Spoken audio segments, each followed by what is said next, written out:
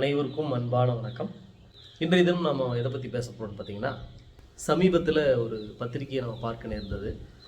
அந்த பத்திரிகையில் பார்த்தீங்கன்னா முதல் பக்கத்துலேயே என்ன கொடுத்துருந்தாங்கன்னா, குழந்தைகளுக்கு தண்ணீர் தரக்கூடாது அப்படின்னு சொல்லி போட்டிருந்தாங்க. ஒரு ஆங்கில மருத்துவர் ஒருத்தர் அதை பற்றி எழுதியிருந்தார். அதாவது குழந்தையாக இருந்தாலும் சரி, பெரியவங்களாக இருந்தாலும் சரி, இரண்டு வகையில் நம்ம உணவு எடுத்துக்கிறோம். ஒன்று திரவ உணவு, இன்னொன்று திட உணவு அப்படின்னு எடுத்துக்கிறோம். எல்லாம் என்ன நினச்சிக்கிறாங்க அப்படின்னா, திரவ உணவு சாப்பிட்டாலே போதும், நமக்கு தாகம் தீர்ந்துடும் அப்படின்னு நினைக்கிறாங்க. அப்படி கிடையாது. நீங்கள் என்னதான் திரவ உணவு சாப்பிட்டாலுமே கண்டிப்பாக தண்ணீர் குடிக்கணும். நீங்கள் இளநீ குடித்தாலும் சரி தண்ணி குடிக்கணும். நீங்கள் ஒரு கூல்ட்ரிங்க்ஸ் குடித்தாலும் தண்ணி குடிக்கணும். இந்த தாகத்தை தீர்க்கணும் அப்படின்னா கண்டிப்பாக தண்ணீர் குடிக்கணும். இந்த தாகத்தை தண்ணீரை தவிர வேறு எதுவுமே தீர்க்காது. அது குழந்தையாக இருந்தாலும் சரி, பெரியவங்களாக இருந்தாலும் சரி, அதாவது பிறந்த குழந்தையாக இருந்தாலும் சரி. ஆனால் அவங்க என்ன நினச்சிக்கிறாங்க அப்படின்னா, குழந்தைகளுடைய உணவு அப்படிங்கிறதே பால் தான். அப்போது பால் உணவாக இருக்கும்போது பால் திரவ உணவு, அப்போ அதுலேயே தண்ணி இருக்குது, அப்போ தனியாக நம்ம தண்ணி தர வேண்டியதில்லை அப்படின்னு சொல்லிட்டு அவங்க நினச்சிக்கிறாங்க. ஆனால் அது அப்படி கிடையாது. கண்டிப்பாக தண்ணீரை தர வேண்டும். இந்த தண்ணி என்ன பாவம் செஞ்சுச்சுன்னு தெரியல, பிறந்த குழந்தைகளுக்கு தண்ணி தர்றதுக்கு பயந்துக்கிறாங்க. ஆனால் ஒரு சிறப்பு, மோசமான கெமிக்கல்கள் நிறைஞ்ச, ரசாயனம் நிறைஞ்ச சிறப்பை தைரியமாக கொடுக்குறாங்க. கூல்ட்ரிங்க்ஸ் எல்லாம் கொடுக்குறாங்க, நான் பார்த்துருக்கேன். வர டீ கொடுக்குற ஆளு உண்டு, வர காப்பி கொடுக்கக்கூடிய ஆளு உண்டு. இதெல்லாம் குழந்தைகளுக்கு, பிறந்த குழந்தைகளுக்கு கொடுக்குறாங்க. ஆனால் தண்ணியை கொடுக்குறதுக்கு பயந்துக்கிறாங்க. திருவள்ளுவர் என்ன சொல்லியிருக்காருன்னா, நீரின்றி அமையாது உலகம்னு சொல்லியிருக்காரு. தண்ணி இல்லைன்னு உலகமே நின்றுருக்காரு. அப்படிப்பட்ட தண்ணியை கொடுக்கறதுக்கு பயந்துக்கிறாங்க. ஆனால் நல்லா கவனிங்க, தண்ணி கண்டிப்பாக கொடுக்கணும். பிறந்த குழந்தைக்கு நீங்கள் முதலில் தர வேண்டியது தண்ணீர் தான். சாதாரண தண்ணீர் தான். அதுவும் நீங்கள் நினைக்கிறது போல சரி, பிறந்த குழந்தை அப்போ அதுக்கு நல்ல ஒரு தூய்மை சுத்திகரிக்கப்பட்ட குடிநீர் தான் கொடுக்கணும் அப்படிலாம் கிடையாது.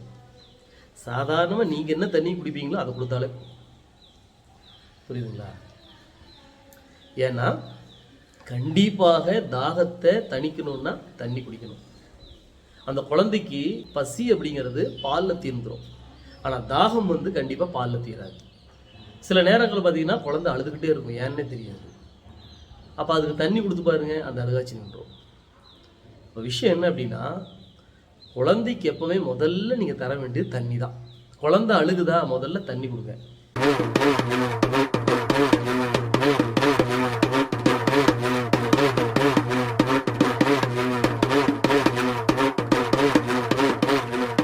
தண்ணி எப்படி கொடுக்குறது? ஒன்றும் இல்லை, நம்ம அந்த பால் ஊட்டி வச்சுருக்கீங்கல்ல, அதில் தண்ணி ஊற்றி கொடுங்க. குழந்தை குடிக்காமல் தூக்கி வீசிருச்சுன்னா அதுக்கு தாகம் இல்லை, அதுக்கு உணவு தான் வேணும், பால் தான் வேணும் அப்படின்னு அர்த்தம். அப்போ நம்ம என்ன பண்ணணும், பால் கொடுக்கலாம்.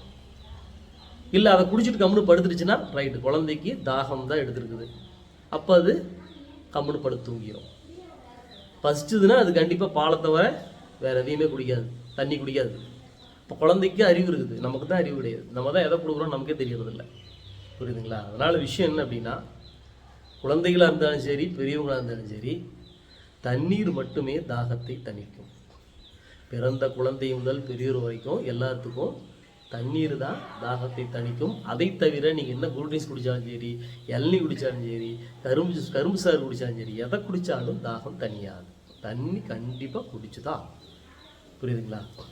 அதே போல் தண்ணி அப்படிங்கிறது சாதாரண தண்ணியே போதும்.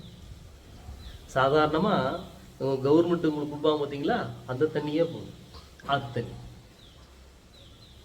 ஏன்னா சித்தர்கள் என்ன சொல்கிறாங்க அப்படின்னா, சூரிய சக்தி, சந்திர சக்தி, அதாவது சூரியனுடைய சக்தியும் சந்திரனுடைய சக்தியும் படாத தண்ணீரை குடிக்கக்கூடாது. அப்போ என்னென்னா, பூமிக்கடியில் இருக்கிற தண்ணி குடிக்கக்கூடாது, அதாவது ஆற்றுல வர தண்ணி குடிச்சிக்கலாம், குளத்தண்ணியெல்லாம் குடிக்கலாம், கிணத்தண்ணியெல்லாம் குடிக்கலாம், ஆபத்து கிடையாது. அப்போ அந்த தண்ணி கூட நீங்கள் சுத்திகரிக்கணும்னா அதுக்கு ஒரு வழி இருக்குது. பழைய காலங்களில் நம்ம முன்னோர்கள் என்ன செய்வாங்கன்னா, ஒரு பானை எடுத்துக்குவாங்க, அந்த பானையில் தண்ணி தூச்சிடுவாங்க, அதில் 2 தேத்தான் கொட்டை, கொஞ்சம் வெட்டி வேர், இது ஒரு துணியில் பொட்டனமாட்ட கட்டி உள்ளே போட்டுருவாங்க. அப்போ என்ன ஆயிரும் அப்படின்னா, உங்களுக்கு அந்த தண்ணியில் இருக்கக்கூடிய மாசுக்களெல்லாம் நீங்கி, கெட்டதெல்லாம் நீங்கி சுத்தி ஆயிரும், உடம்புக்கும் குளிர்ச்சி. அதுக்கடுத்து இன்னும் என்ன பண்ணுவாங்க அப்படின்னா, சில நேரங்கள் நமக்கு தண்ணீர் சுவை கம்மியாக இருக்கும், சப்பை தண்ணின்னு சொல்லுவாங்க. அப்போ அதுக்கு சுவை கொடுக்குறதுக்கு என்ன பண்ணுவாங்கன்னா இதோட அதிமதுரம் ஒரு சின்ன துண்டு போட்டோம் அப்படின்னா அந்த தண்ணி கொஞ்சம் சுவையாக இருக்கும். சின்ன துண்டு போட்டால் போதும். இது தினந்தோறும் அந்த பொட்டத்தை மாற்றிடணும். ஒரு பொண்ணத்தை போட்டு 10 நாள் வச்சுக்கூடாது, புரியுதுங்களா? அப்போ இதுபோல் தண்ணீரை நம்ம இதுபோல் தான் பயன்படுத்தணும். மண்பானையில் வச்சு பயன்படுத்தக்கூடிய தண்ணீர் தான் ரொம்ப நல்லது. இன்றைய காலகட்டங்களில் பார்த்தீங்கன்னா நிறைய பேர் என்ன பண்ணுறாங்கன்னா செம்பு பானைகள் வாங்கி, அந்த செம்புனா காப்பர், அந்த செம்பு பானைகள் வாங்கி அதில் தண்ணி ஊற்றி வைக்கிறாங்க. செம்பு அப்படிங்கிறது பார்த்திங்கன்னா காப்பர் அப்படிங்கிறது நம்ம தண்ணியை மோந்த உடனே குடிச்சிடணும். அதில் தண்ணீரை நீண்ட காலம் வச்சு பயன்படுத்தக்கூடாது. அதாவது ஒரு 3 மணி நேரத்துக்கு மேலே அந்த செம்பில், அதாவது செம்பு பாத்திரங்களில் தண்ணி வச்சிடக்கூடாது. ஏன்னா அந்த மாதிரி தண்ணி வச்சிங்கன்னா அதில் வந்து ஒரு உப்பு உருவாகும். அந்த உப்பு வந்து என்ன உப்பு அப்படின்னு கேட்டிங்கன்னா காப்பர் சல்ஃபேட் அப்படிங்கிற உப்பு உருவாயிடும். அது ஒரு விஷமான உப்பு. அது உடம்பை கெடுதல் பண்ணும், வயிற்றை புண்ணாக்கிடும். அதனால் செம்பு பாத்திரங்களில் தண்ணி பயன்படுத்தும் போது உடனடியாக பயன்படுத்துகிறதா நல்லது. 3 மணி நேரத்துக்குள்ள நம்ம பயன்படுத்திக்கணும். அதை நம்ம கவனத்தில் வைக்கணும். இன்றைய காலகட்டத்தில் பார்த்திங்கன்னா நிறைய பேர் வந்து எவர் சில்வரில் தண்ணி வச்சுருக்காங்க, தப்பு கிடையாது. அதை நம்ம மறுபடியும் பானையில் மாற்றி குடிக்கும்போது பானையில் மாற்றி உபயோகப்படுத்திக்கலாம். அடுத்து தண்ணி குடிக்கும்போது எப்பவுமே கவனத்தில் வைங்க, கவ்வி தான் குடிக்கணும். எப்போவுமே அண்ணாந்து ஊற்றாதீங்க. எப்போவுமே தாகம் என்றைக்குமே அடங்காது. ஏன்னா கவ்வி குடிக்கும்போது தான் அந்த உதடுகளில் வந்து நமக்கு இந்த மண்ணீரலுடைய சக்தி இந்த உதட்டில் இருக்குது. மண்ணீரலுக்கும் இந்த உதட்டுக்கும் தொடர்பு இருக்குது. அப்போ இந்த உதடு நனைஞ்சது அப்படின்னா மண்ணீரல் நனையும். மண்ணீரல் நனைஞ்சதுன்னா நமக்கு தாகம் தீர்ந்து போயிடும். அப்போ எப்போவுமே தாகம் தீரணும்னா நம்ம வந்து உதட்டில் முட்டுற மாதிரி தான் நம்ம வந்து தண்ணி குடிக்கணும். அதனால் கவ்வி குடிக்கிறது தான் மிகவும் சிறந்தது. அண்ணாந்து எப்போவுமே தண்ணி குடிக்கக்கூடாதுங்கிறத கவனத்தில் வைங்க. எப்போவுமே தாகம் எடுக்கும்போது கண்டிப்பாக தண்ணி குடிக்கணும். அது இல்லாமல் லிட்டர் கணக்கில் டெய்லி தண்ணி குடிக்கக்கூடாது. நிறையா தெரப்பி இருக்குங்க அப்படின்னு சொல்லிட்டு டெய்லி காலைல லிட்டர் கணக்கில் தண்ணி குடிப்பாங்க. அதுபோல் நம்ம தண்ணி குடிச்சிட்டு வந்தாலும் நம்முடைய கிட்னி பறி போயிடும். அந்த வேலையை பண்ணாதீங்க. அளவாக குடிங்க. உங்கள் உடம்புக்கே தெரியும், உங்கள் உடம்பே சொல்லும் இப்போ எனக்கு தண்ணி வேணும்னு சொல்லும். அப்போ கொடுங்க. போதும்னு சொல்லி நிறுத்திடுங்க. எப்போவுமே உடம்பு சொல்கிறத கேளுங்க, மனசு சொல்கிறத கேட்காதீங்க. மனசு சொல்கிறத கேட்டிங்கன்னா மாட்டிக்குவீங்க.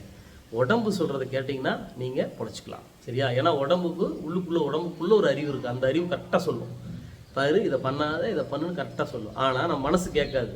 ஏற்கனவே நம்ம இன்னொன்று போடலாம், ஆனதாகட்டும் அப்படின்ட்டு ஏதோ ஒன்று எடுத்து சாப்பிடுவோம், ஏதோ ஒன்று எடுத்து குடிப்போம். புரியுதுங்களா? அதனால் மனசு சொல்கிறத அன்றைக்கி கேட்காதீங்க, உடம்பு சொல்கிறத கேளுங்க. சரியா? அப்போ தண்ணி அப்படிங்கிறத நீங்கள் கவனத்தில் வைங்க. குழந்தையாக இருந்தாலும் பெரியவங்களாக இருந்தாலும் சரி, கண்டிப்பாக தாகத்தை தீர்க்கணும்னா தண்ணி மட்டும் தான் நம்ம குடிக்கணும் அப்படிங்கிறத கவனத்தில் வச்சுக்கோங்க. சரியா? நல்லது, மகிழ்ச்சி. மேலும் ஒரு நல்ல காணொளியோடு உங்களை சந்திக்கிறேன். நன்றி, வணக்கம்.